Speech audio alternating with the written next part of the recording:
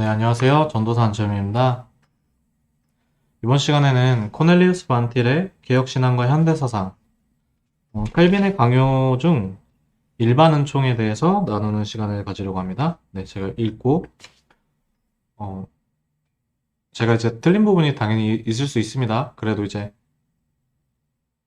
이런 걸 통해서 조금이라도, 이렇게도 생각할 수 있구나, 혹은, 이런 부분은 조금 잘못되면은 다음에 들으셨을 때, 이거는 이런 오해가 있을 수도 있구나, 이렇게 그냥 생각을 해주셔도 좋을 것 같습니다. 제가 절대적으로 맞다고 말을 하면서 그렇게 자신 있게 제가 보는 전문가라는 식으로 말을 하는 것은 아님을 미리 밝힙니다. 네, 칼빈의 기독교 강요에서 찾을 수 있는 네 번째 특징은 일반 은총 교리이다. 앞선 세 가지 특징을 분석하고서 우리는 그러나 칼빈은 성경과 성령의 증언에 의해 가르침 받지 못한 이들은 결국 하나님에 대해 아무것도 알지 못한다 라고 말한다고 생각하기 쉽다. 결국 다시 한번 읽겠습니다. 우리는 그러나 칼빈은 성경과 성령의 증언에 의해 가르침 받지 못한 이들은 결국 하나님에 대해 아무것도 알지 못한다 라고 말한다고 생각하기 쉽다. 그러나 우리는 곧 다시 칼빈이 성경에 대해 다루기 전에 자연 계시에 대한 논의에서 출발했다는 점을 상기해야 한다. 특히 모든 사람이 자연적으로 하나님을 알며 이 신지식을 지워버릴 수는 없다는 칼빈의 가르침을 기억하게 된다. 그렇다면 인류 가운데 만연해 있는 하나님에 대한 영적 무지에 관한 칼빈의 범주적 선언은 어떻게 평가해야 하는가? 그는 인류가 대체로 하나님 개념을 거짓된 인간의 상상력으로 대체했다고 말하지 아니하였는가? 그는 인간이 성경의 가르침을 받지 아니하고서는 참 지식을 조금이라도 얻지 못한다고 가르치지 않았는가? 그렇다면 칼빈은 모든 사람이 하나님을 안다고 하면서 동시에 하나님을 모른다고 가르치는 것이 아닌가? 그러나 우리는 이러한 논박에 있어서 그렇게 쉽게 이 문제들을 칼빈의 내적 모순으로 처리할 수는 없다. 칼빈이 선택된 사람만이 하나님을 안다고 할 때의 지식이란 다음과 같은 것이다. 다시, 칼빈이 선택된 사람만이 하나님을 안다고 할 때의 지식이란 다음과 같은 것이다. 신지식이란 내가 그것을 이해하는 한 신이 있다는 것을 인정하는 것뿐 아니라 무엇이 우리에게 적절한 것인지, 무엇이 우리에게 적절한 것인지, 무엇이 하나님의 영광에 합당한 것인지, 결국 하나님을 안다는 것이 우리에게 무엇이 유익인지를 파악하는 것이다.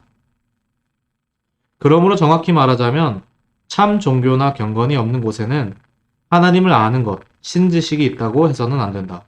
다시 읽도록 하겠습니다. 신지식이란 내가 그것을 이해하는 한 신이 있다는 것을 인정하는 것뿐 아니라 신이 있다고만 하는 게 신지식이 아니라는 거죠.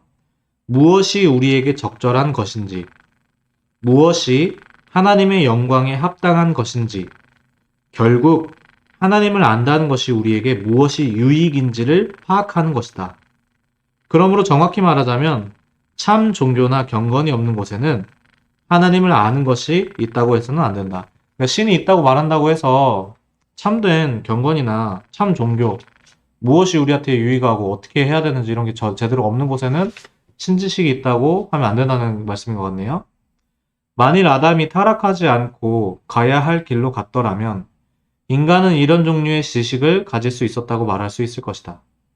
그러나 아담이 그렇지 못했기 때문에 중보자이신 그리스도께서 평화를 전하시러 오시기까지는 그 누구도 이런 지식을 갖지 못했다.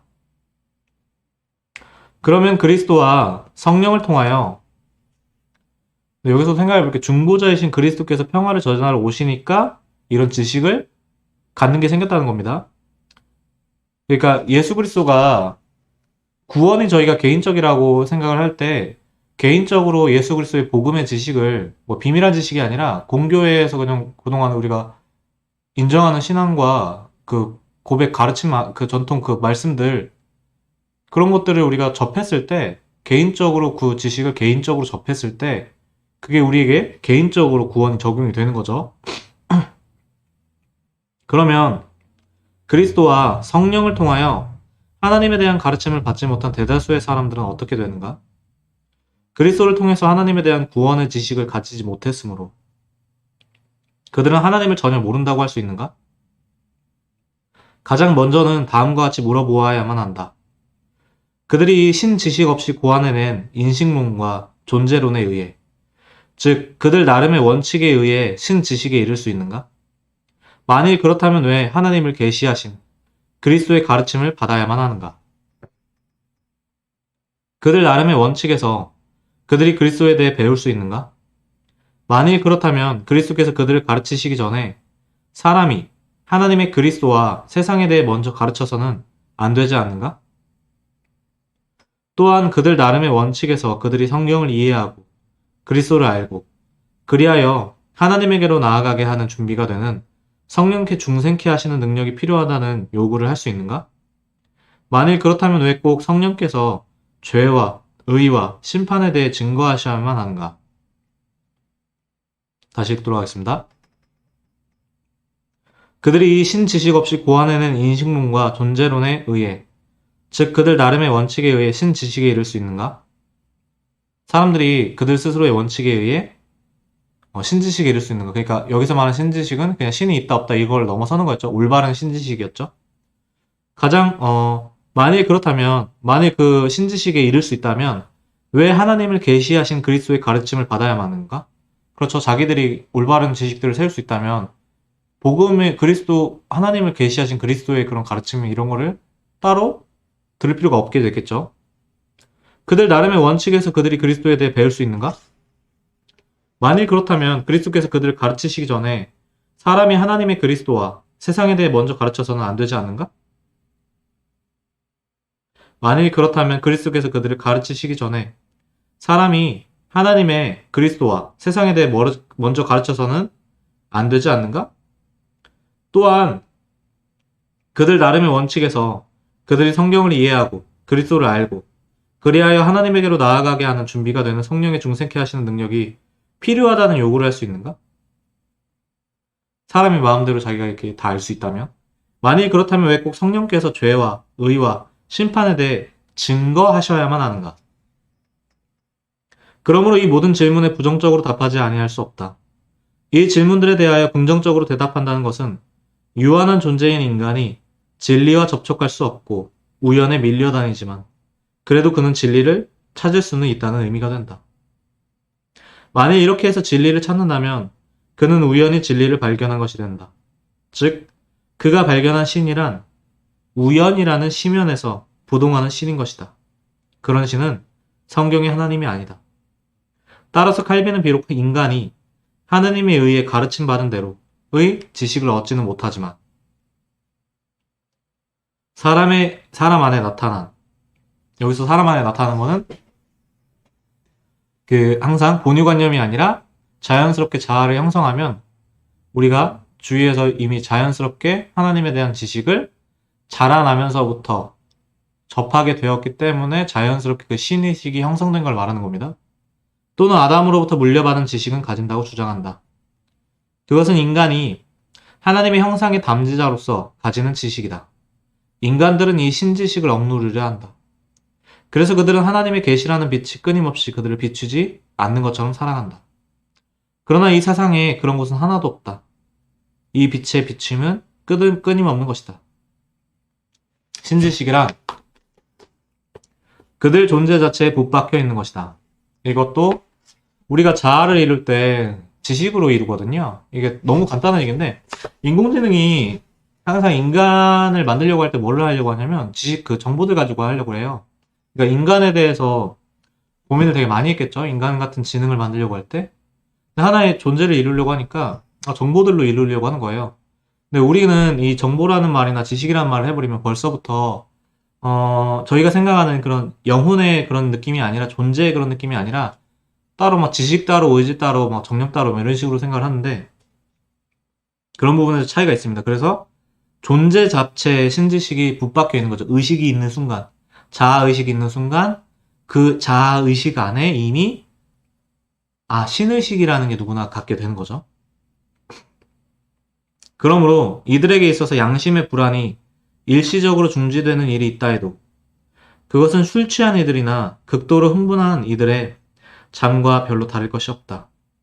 그들은 잠자는 동안에도 끊임없이 악몽에 시달리는 것이다. 그러므로 불경건한 사람, 자신들에게도 어떤 신개념은 그 마음에 항상 살아있다는 사실의 실증이 되는 것이다. 어, 이게 아마 1.3.3,2라고 되어 있는데 아마 1권 3장 2항 뭐 이런 식으로 되어 있을 것 같습니다. 기독교 강요. 비록 디아고라스나 그 동료들이 종교에 대한 매 시대의 신앙을 모두 비웃고 디오니시우스 같은 이가 하늘의 심판을 우습게 여긴다고 해도 그것들은 웃음거리밖에는 안 되는 것이다. 왜냐하면 양심의 벌레는 어떤 사나운 사자보다 더 날카롭게 심성 깊숙한 곳으로부터 갈가오기 때문이다. 1권 3장 3항일 것 같아요. 1.3,3이라고 되어 있습니다. 이 부분은 사람의 이름에 집중하기보다는 이런 사람들의 사상이라는 거를 집중하면 좀 더 이해하기 쉬울 것 같습니다. 다시 보도록 하겠습니다. 디아고라스나 그 동료들이 종교에 대한 매 시대의 신앙을 모두 비웃고 뭐 지금도 사실 그런 분들 계시잖아요. 디오니시우스 같은 이가 하늘의 심판을 우습게 여긴다 해도 이게 하늘의 심판을 우습게 여기는 사상을 다 같이 해도 좋을 것 같습니다. 그것들은 웃음거리밖에는 안 되는 것이다. 왜냐하면 양심의 벌레는 어떤 사나운 사자보다 더 날카롭게 심성 깊숙한 곳으로부터 갈가오기 때문이다. 그러므로 사람들은 모두 진리를 억누르는 자들이다. 그들은 진리의 지식을 가지지 못한 자들이 아니다. 물론 성경으로부터 얻을 수 있는 그런 지식을 생각할 경우 그들은 진리를 모르는 자들이다.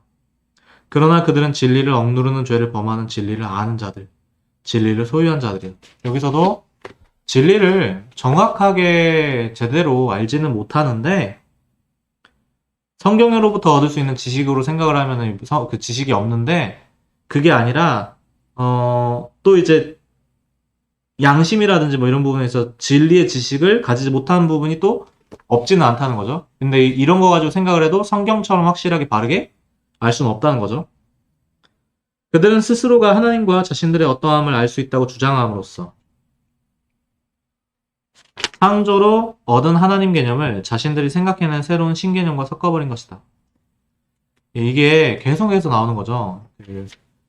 우리 로마서에서도 나오고 뭐 저번에 청교도 그때 실천신학에서도 제가 읽은 부분을 나눴는데 항상 스스로가 하나님과 자신들의 어떠함을 알 수 있다고 주장함으로써 창조로 얻은 하나님 개념을 자신들이 생각해낸 새로운 신개념과 섞어버린 것이죠. 그래서 우상으로 만들어버리죠. 그러므로 그들의 자연신학에서는 즉 죄된 인간들의 하나님 연구에서는 그러니까 자연신학을 저는 이런 식으로 좀 이해를 했거든요.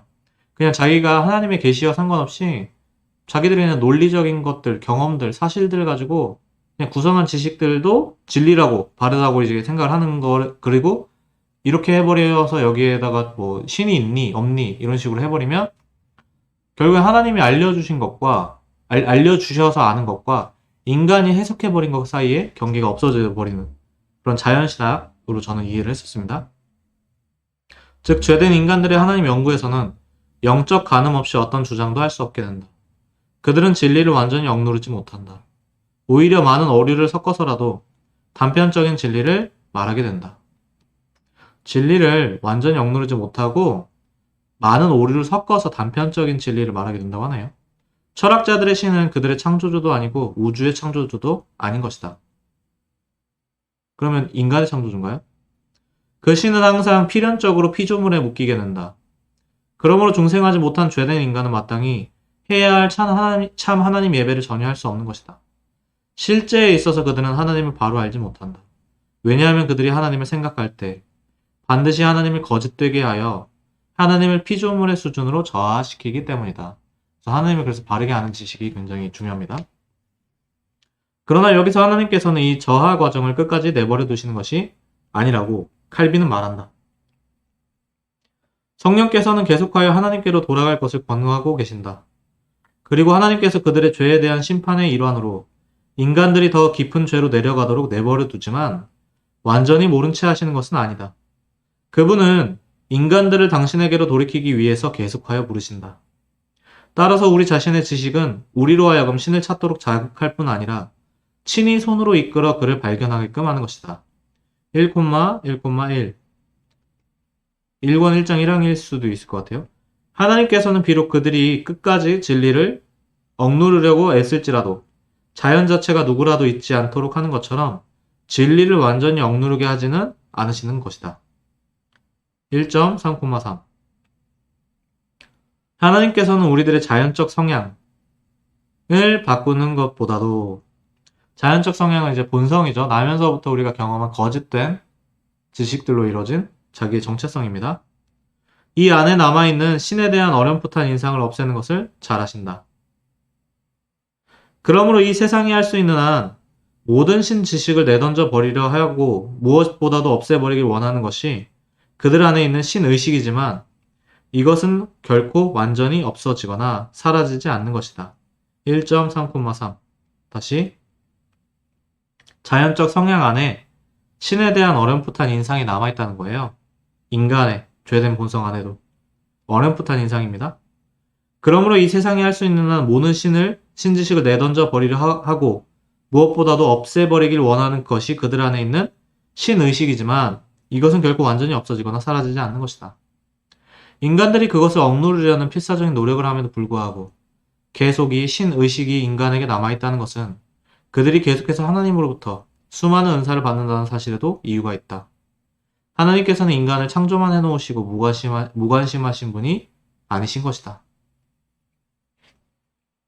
우리 중에 한 사람이라도 하나님을 무시하려고 할 때마다 우리는 다음과 같은 사실을 기억하자. 즉, 우리로 하여금 계속 하나님을 바라보게 하시며 우리로 하나님을 믿도록 인도하고 그에게 예배하도록 부르시는 모든 자연을 다스리시는 한 하나님이 계시다는 것을 말이다. 신성을 분명히 드러내는 그의 놀라운 은사들을 즐기면서도 우리가 구할 때 그것들을 우리에게 주시는 창조주를 무시하거나 간과한 것처럼 불합리한 것은 없다. 그 어떤 것을 통해서라도 하나님께서는 우리로 하여금 그를 묵상하도록 이끄시는 것이다. 1.5.6 5,6 선지자는 우연하게 일어나는 듯이 발생하는 그 어떤 것이라도 하늘의 섭리, 특히 자비하신 아버지다운 섭리의 증거가 된다는 것을 드러낸다. 1.5,8 그러므로 우리가 하나님을 찾는 가장 바른 길, 가장 합당한 질서는 우리가 많은 호기심을 가지고 하나님의 본질을 끝까지 찾아보려고 하는 것이 아니다. 사실 이는 세밀히 찾아야 할 것이라기보다도 우리가 찬양해야 할 것이 아닌가? 그것들을 통해 우리를 자신에게 가까이 하게 하시고 친근하게 하시며 그 같은 방식으로 하나님과 교통하게 하시는 그의 작품들에게서 그를 깊이 묵상하는 것이다. 그는 멀리 계신 것이 아니라 바로 지금 여기서 우리가 살고 기동하는 근거에서 그를 찾으라고 말하는 사도 바울의 의도가 여기에 있다. 사도행전 17장 27절 28절 말씀. 그리고 다윗과 같은 이유에서 먼저 측량할 수 없는 광대하심을 고백하고 시편 145편 3절 말씀. 그 후에 그의 행하신 일을 말하고 자신이 주의 광대하심을 선포하겠다고 말하는 것이다. 시편 145편 5절 6절 5, 6편 말씀 참조. 그러므로 우리가 하나님을 추구하려 할 때 바른 방법은 우리의 정신력이 그의 광대하심에 놀라서 우리에게 깊은 영향을 줄 수 있도록 하는 그런 방법이기도 하다. 마치 어거스틴이 말한 바와도 같이 우리는 그의 광대하심에 자신을 빼앗겨서 그를 파악할 수 없다. 단지 그의 행하신 일만 바라보아야 한다. 그리하여 그의 광대하심에 의해 우리를 회복시켜야 한다. 1.5,9 그런데 우리의 눈을 들어 하늘을 보거나 세계의 이곳저곳을 찾아다니며 이 우주의 아름다운 구조와 질서를 바라보면서 창조주를 생각하는 이는 그 누구인가? 오히려 우리는 그를 무시하고 스스로 만족하면서 그의 피조물만을 한가로이 관조하지 않는가? 또한 매일 일어나는 초자연적인 일을 보면서도 그것을 하나님의 통치하시는 섭리로 알아내는 이가 얼마나 되는가? 오히려 우리 대다수는 우연의 맹목적인 결과라고 생각하지 않는가? 벌써 이게 기독교 강요 당시에도 우연의 맹목적인 결과라고 이런 것들을 생각했다는 거죠. 지금은 제가 그 당시의 사상을 얼마나 쉽게 비교할 수 있겠느냐마는 그래도 지금도 우연의 맹목적인 결과라고 생각하시는 분들이 굉장히 지금이 더 많은 것 같다는 생각이 드네요. 또 다행히 이런 사건들과 일들 때문에 하나님을 생각해서 신에 대한 어떤 인상을 형성했다가도 곧바로 육체의 모든 헛된 상상력을 더하여 헛된 허영으로 참 하나님에 대한 의식을 부패시키는 것이다. 한 가지 다른 점이 있다면 각기 독특한 오류를 쫓아간다는 것이나 우리는 모두가 참 하나님 개념을 헛되고 이상한 것으로 바꾸어버린다는 점에서는 동일하다. 평범하거나 어리석은 사람들뿐 아니라 가장 뛰어나고 예리한 분별력을 가진 사람들도 동일한 잘못을 범하고 있는 것이다. 1.5,11 그러므로 창조로 말미암아 창조주의 영광을 비추게끔 피조된 수많은 등불들이 우리에게는 헛것이다. 어느 곳에나 우리를 흠뻑 적시는 그 빛이 있어도 그것 자체로는 우리를 바른 길로 이끌어가지 못하는 것이다. 다시 창조로 말미암아서 창조주의 영광을 비추게끔 피조된 수많은 등불들이 있다는 거예요. 근데 우리에게 헛것이다. 어느 곳에나 우리를 흠뻑 적시는 그 빛이 있어도 빛은 항상 지식으로 생각하면 좋습니다. 그것 자체로는 우리를 바른 길로 이끌어가지 못하는 것이다.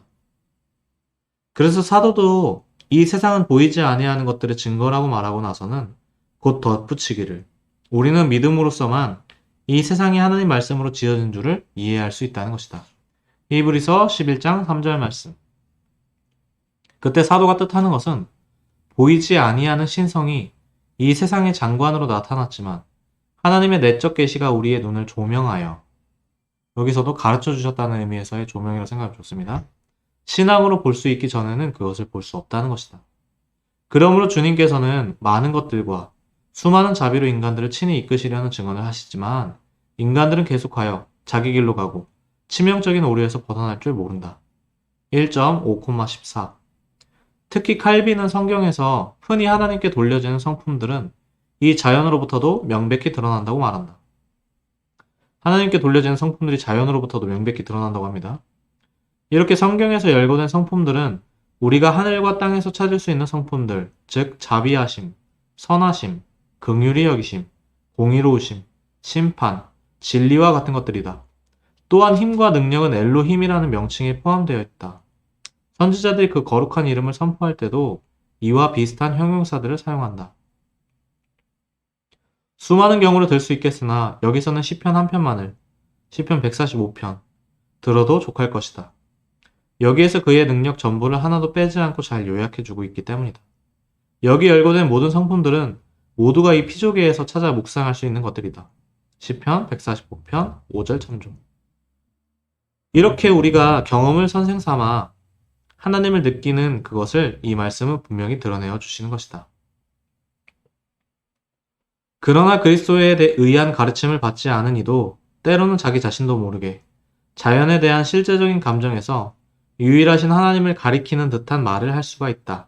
1.10,3 그래서 유일하신 참 하나님을 생각하는 듯이 하나님의 이름을 사용하기도 하는 것이다.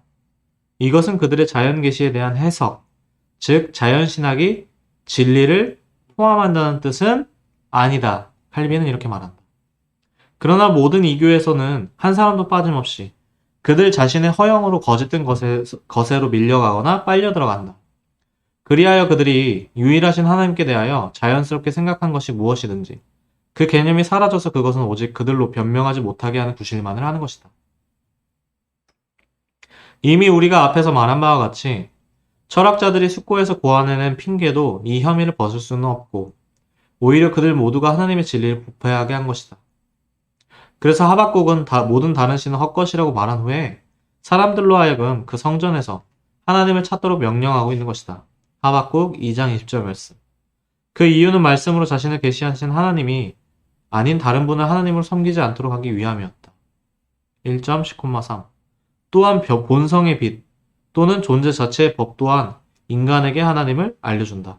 근데 여기서도 이게 합리주의 그러니까 이성 본유관념 이런 쪽으로 생각하는 본성의 빛, 자연의 빛 이런 쪽하고도 좀 구별을 하면 좀 좋을 것 같습니다. 저희 그 개혁신학을 할 때. 그는 끊임없이 돌아오라고 부르시며 오래 참으시는 시혜자이심을 말이다. 그러나 하나님께 반역하기를 그치라는 그분의 이 피할 수 없는 경고에도 불구하고 인간의 마음은 교만으로 대담하여져서 자신들 나름의 신을 그려내기를 주저하지 않는 것이다. 그것은 어리석은 애씀이며 무지혜로 빠져들어가는 것이며 하나님을 비실제와 헛된 표상으로 대치해버리는 것이다. 1.11,8 그렇기 때문에 칼빈이 불신자들의 지식에 대해 아퀴나스가 취한 입장을 취할 수 없는 것은 당연한 일이다. 그는 존재의 유비에 관한 아리스토텔레스의 견해를 본질적으로 옳은 실제관이라고 생각할 수 없었던 것이다. 그리스의 교훈을 받지 못한 다른 모든 철학과 같이 아리스토텔레스의 철학도 본질적으로 건전한 개념을 제공하지는 못하기 때문이다. 이런 철학의 모든 개념은 하나님과 우주가 모두 같은 법칙 아래서 움직이는 한 실제가 각기 다른 측면이란 가정에 근거하고 있다. 따라서 플라톤의 신이나 아리스토텔레스의 신 등 모든 비기독교적 철학자들의 신은 결국 진리를 억누르려는 인간의 반역적인 정신에 의해 조성된 신인 것이다.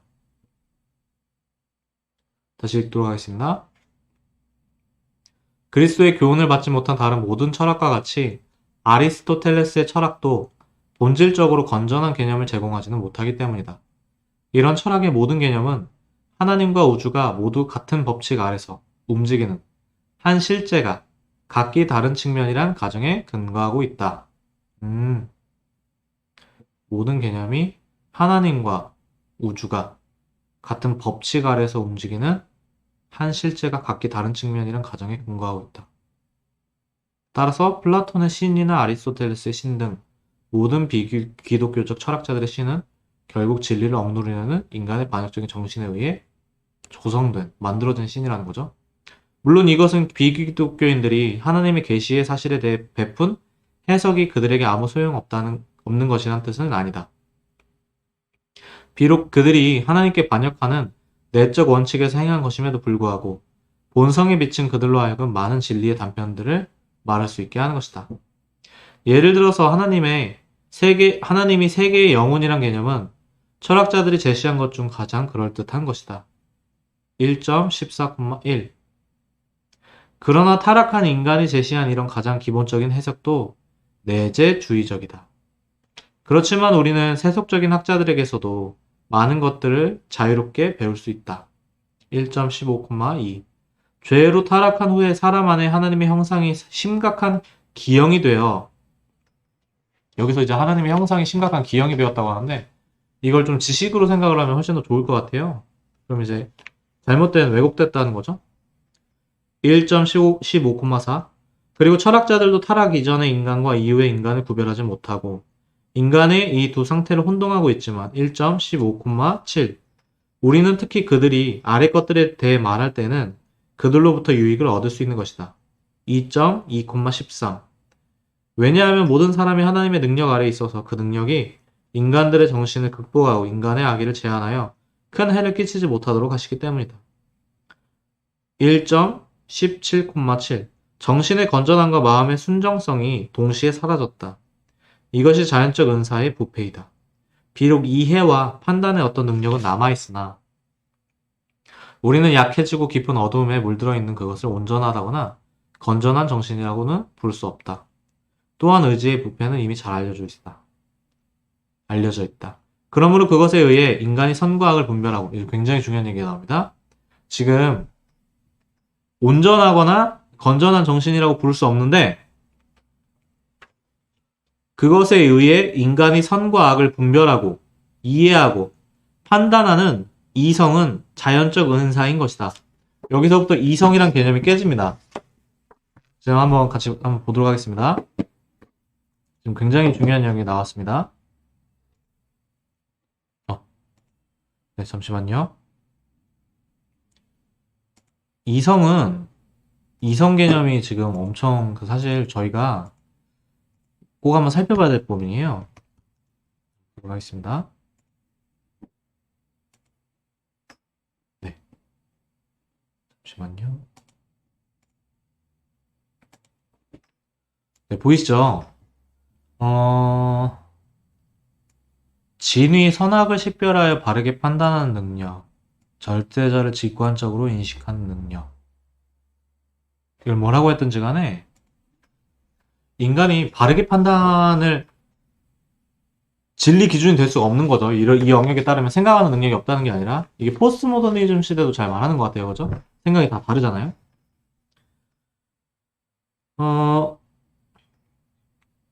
그러므로 이것이 완전히 없어지지는 않는다. 그러나 한편으로는 약해지고도 한편으로는 부패하여 그 불행의 잔재가 나타나는 것이다.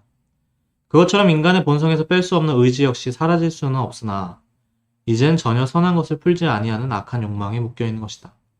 이것으로 충분히 논의했으니 좀 더 부연해 보기로 한다. 인간의 지성이 아주 어두워져서 아무런 인식 능력이 없다고 하는 것은 하나님 말씀에 위반될 뿐 아니라 건전한 상식에도 반하는 것이다. 그쵸?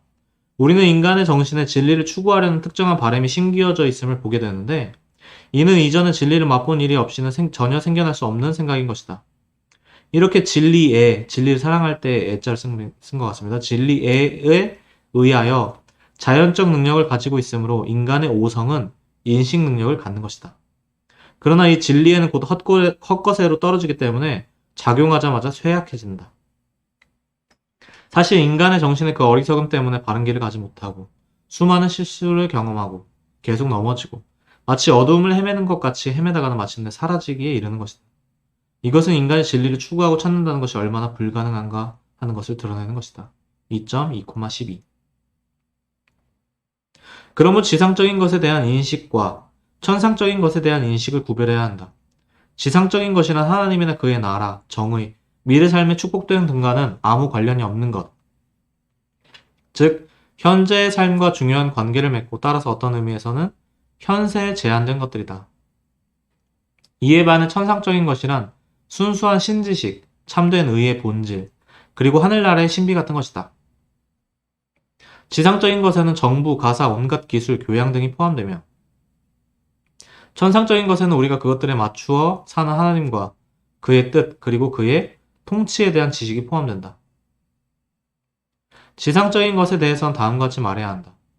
즉, 인간은 성격상 사회적 존재이므로 사회를 신장시키고 유지하려는 자연적 충동을 가지는 경향이 있다고 말이다. 따라서 모든 사람의 정신에는 어떤 공정한 대우나 질서에 대한 보편적인 인상이 존재함을 찾아볼 수 있다. 그렇기에 온갖 기구나 조직체들이 법에 의해 운영되어야 한다는 것과 그 법의 원칙들을 이해하지 못하는 이가 없는 것이다. 여기서 모든 민족과 사람들의 법에 대한 한결같은 동의가 생겨나는 것이다. 어떤 교사나 입법자가 없어도 그 맹아가 인간에게 심기어져 있기 때문이다. 물론 의견의 차이, 알력, 갈등이 없다는 것은 아니다. 그러나 그것이 논지를 막지는 못한다. 왜냐하면 간혹 의견의 차이가 있고 개개의 법조문에 대한 논의가 있을지라도 모두가 공정함에 대해서는 동의하기 때문이다. 이런 점에서도 인간 정신의 연약함과 덧없음이 분명히 드러난다. 제 길을 가는 것 같으면서도 흐트러지고 비틀거리는 것이다. 그렇지만 어떤 정치 질서의 C는 모든 인간에게 심기어져 있는 것임에 틀림없다. 따라서 이것은 이 생을 살아가면서 그 누구도 이성의 빛 없이 살아갈 수 없다는 힘있는 증거가 되는 것이다. 2.2,13 세속의 학자들에게서 이런 것을 보게 될 때마다 그들에게서 빛나는 이 찬란한 진리의 빛은 인간의 정신이 그 온전함을 떠나서 왜곡되었을지라도 하나님의 놀라운 은사로 덧입혀지고 장식되어 있다는 것을 가르쳐준다. 우리가 성령을 이 진리의 유일한 원천으로 생각한다면 이 사실을 거부하거나 반박한다는 것은 성령을 모독하는 일이 된다. 하나님에게로서 나오지 않는 어떤 것이 하나님에게로서 나오지 않는 어떤 것이 찬양할 만하다거나 고귀하다고 할 수 있을까? 여러 신들이 철학과 법률과 유용한 여러 기술의 창시자라고 말하는 이교의 시인들도 이런 배은망덕에 빠져 있는데 우리는 이를 부끄럽게 여겨야만 한다.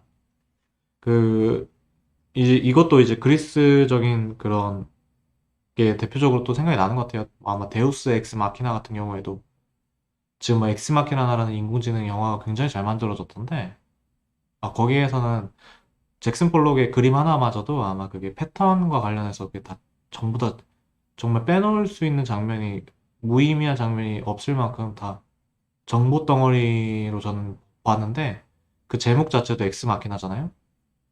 근데 다 아시겠지만 데우스 엑스 마키나가 제가 알기로 하늘에서 내려온 신이 뭐 과학기술 전달해주고 막 이런 걸로 알고 있거든요. 그런 부분에 있어서도 이런 배경이 기본적으로 서양에서는 이런 게 그리스 철학적인 그런 게 언어적인 문화적인 배경을 이해하는 좋고 지금에서 나오는 영화들도 그런 것들 같이 알면 좋습니다.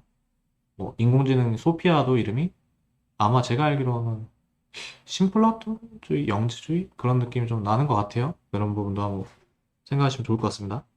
성경이 육에 속한 사람이라고 말하는 이는 사실 저급한 일도 명확하게 분별할 수 없는 것이다. 그러므로 우리는 인간의 본성이 참된 선을 잃은 후에도 얼마나 많은 은사를 하나님께로부터 부여받고 있는지를 배워야만 한다. 2.2,15 또한 우리는 성령께서 원하는 이에게 주시는 성령의 놀라운 은사들이 인류의 공동 선을 위함이라는 것을 잊어서는 안 된다.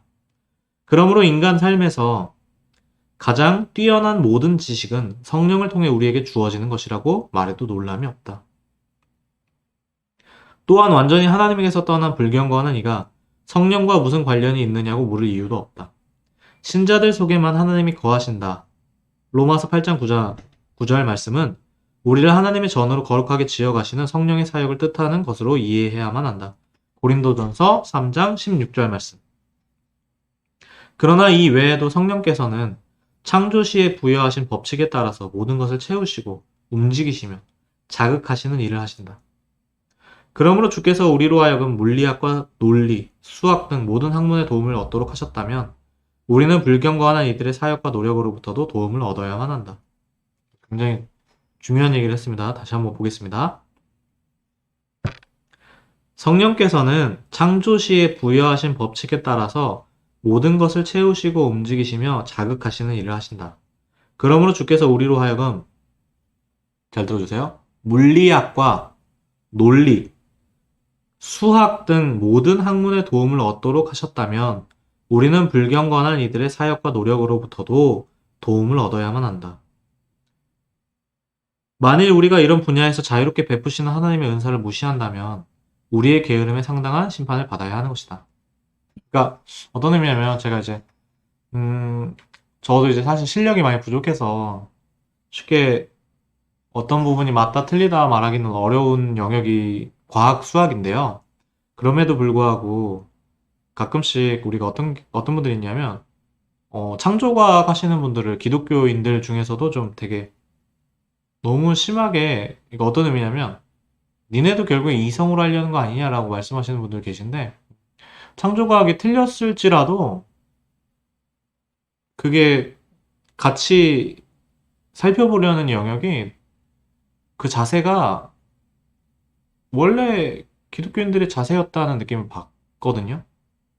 그러니까 이런 부분에서는 저도 되게 이제 그 다른 관점이죠. 어떤 점이냐면 유신진화론 같은 경우에는 저 같은 경우에는 토마스 아퀴나스의 자연신학이랑 좀 비슷한 느낌을 받으니까 그럼에도 불구하고 창조과학 같이 과학적인 영역을 함께 이렇게 열심히 뭐 수학적인 영역 같은 경우만 하더라도 세상이 수로 이루어져 있지 않을까라고 이제 생각했던 게 뭐 이교 혹은 뭐 플라톤만 하더라도 그런 게 좀 기본 원리이잖아요.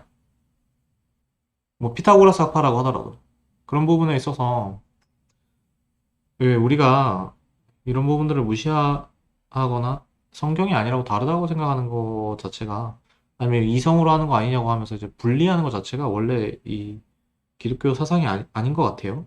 아닐 수 있다. 네. 그러나 세상의 초등학문 골로새서 2장 8절 말씀 세상의 초등학문 아래 있는 진리를 잘 이해하라 하라 그 좀 써 있는 게 좀 잘 안 써 있네요. 네, 제가 그냥 그래도 써 있는 대로 읽어보겠습니다. 진리를 잘 이해하라 수 있는 능력을 가진 사람을 참으로 축복된 사람이라고 오해하는 사람이 있을까 염려하여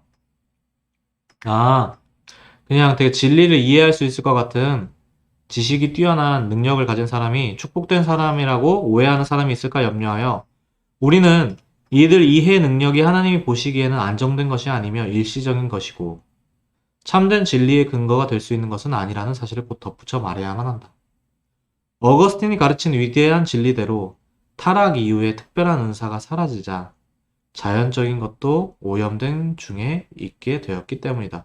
2.2,16 이제 요약해보자. 지금 일반응총 부분 요약입니다. 우리는 모든 인류를 살피면서 이성이 우리 인간의 본질임을 생각하였다. 근데 제가 말씀드린 거는 정말 참된 것을 판단할 수 있는 이성이라는 게 있느냐? 저는 이제 그런 부분에서의 사용되는 이성 개념은 없다. 그건 지금 세상이 오히려 잘 드러내주고 있다. 바로 그렇기 때문에 계시가 저희가 참된 진리의 기준이 될 수 있다는 거가 저는 중요하다고 생각을 하고요. 근데 이제 가끔 이런 분들도 계시더라고요. 제가 실제로 대화해보면, 나는 그냥 생각하는 능력을 말한 거지. 그렇게 참과 거짓을 완벽하게 판단할 수 있는 그런 능력을 생각하지는 않았다. 근데, 네, 어떤 말씀인지 저도 이해하는데, 근데 생각을 해보면, 그냥 생각할 수 있는 능력 자체가 있다고 생각을 하면서 내가 잘 고민하면은 바르게 알 수 있을 거야. 라고 하는 것 자체가 제가 말씀드린 이성 개념일 수도 있어요. 이거 한번 생각을 해볼 거리라고 생각을 합니다. 동물들이 감각을 가졌으므로 해서 다른 모든 것과 구별되듯이 이 이성이 우리를 동물과 구별짓는 것이다. 어떤 이는 어리석게 태어나고 어떤 이는 우둔하다는 것이 하나님의 일반 은총을 흐리게 하지는 못한다. 그렇다면 어떤 이가 다른 이들보다 더 우월한 것은 이유는 무엇인가? 공통적인 본성 가운데서도 하나님의 특별 은총은 그 누구에게도 묶이는 일이 없다는 것을 보여주는 것 이외에 무엇이겠는가? 그러나 이 다양함 중에서도 남아있는 어떤 하나님의 형상의 잔재는 전 인류를 다른 모든 피조물과 구별시키는 것임을 보게 된다. 2.2,17. 예, 여기서도 보면 일반 은총이요. 지금 어떤 영역이랑 연결되어 있냐면 결국엔 지식 영역입니다. 제가 저번에도 이제 일반 은총으로 인해서 우리가 모든 사람들이 의식을 갖게 되지 않냐 이런 얘기를 했을 때도 어떤 분이 그런 걸 다르게 말한 것처럼 이제 말씀하시는데 일반 은총 영역도 지식이에요. 지식입니다. 지식. 그러니까 모든 지식이 하나님으로부터 온 거죠. 그 부분에 있어서 악인과 선인에게도 뭐 이렇게 뭐 해와 빛을 주시고 뭐 이런 부분은 제가 틀렸다 이게 아니라 지식 영역 역시도 굉장히 제가 누누이 말하지만 지식이 일반 은총에서도 역시 굉장히 큰 비중을 차지한다. 네, 이렇게 해서 일반 은총 부분을 읽었고요. 다음 시간에는 칼빈주의의 변증학적 의의에 대해서 읽고 나누는 시간을 가지도록 하겠습니다. 네, 오늘도 짧은 지식이지만 그래도 나눠주셔서 감사합니다. 또 다음에 찾아뵙겠습니다. 감사합니다.